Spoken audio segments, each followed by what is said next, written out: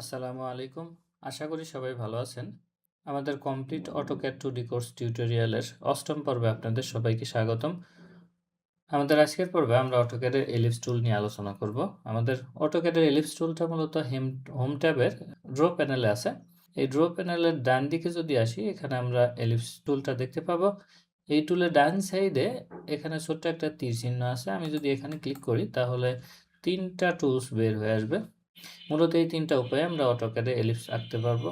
আমাদের প্রথম যে অপশনটা আছে তার উপর যদি আমি মাউস পয়েন্টারটা কিছুক্ষণ রাখি, তাহলে আমাকে ইনস্ট্রাকশন দেখাবে যে আমি যদি এই অপশনটা সিলেক্ট করি তাহলে আমার প্রথম পয়েন্টটা হবে সেন্টার পয়েন্ট, এবং আমার যে এর পরবর্তী পয়েন্ট হবে ফার্স্ট অ্যাক্সিসের এন্ড পয়েন্ট, এবং আমার থার্ড পয়েন্টটা হবে সেকেন্ড অ্যাক্সিসের লেন্থ। তো আমি এই অপশনটা সিলেক্ট করলাম।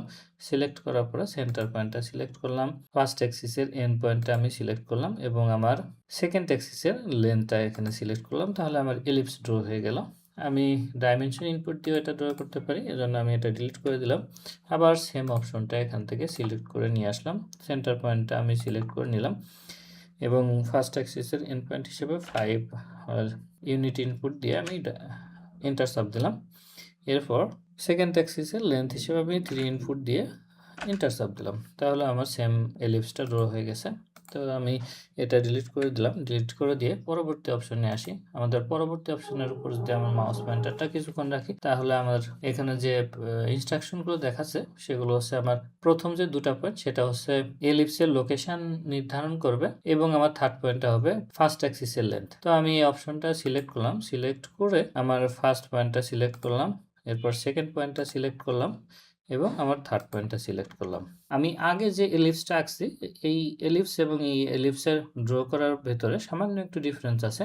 এখানে আমাদের দুইটা অপশনের মধ্যে পার্থক্য আছে। আমি যখন প্রথম অপশন সিলেক্ট করে এলিপস ড্র করছি, তখন আমি প্রথমে সেন্টার সিলেক্ট করছিলাম, কিন্তু এক্ষেত্রে সেন্টার সিলেক্ট না করে এক্সিসের একটা প্রান্ত সিলেক্ট করছি।